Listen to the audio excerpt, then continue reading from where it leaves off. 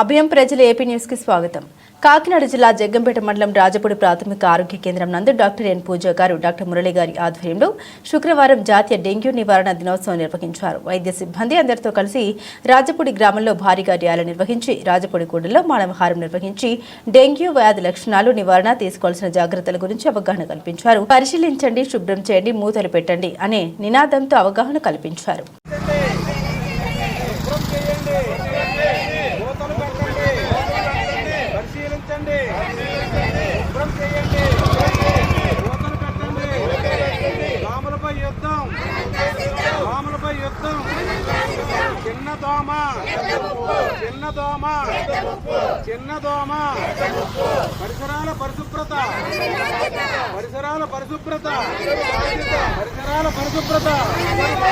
పరిసరాల పరిశుభ్రత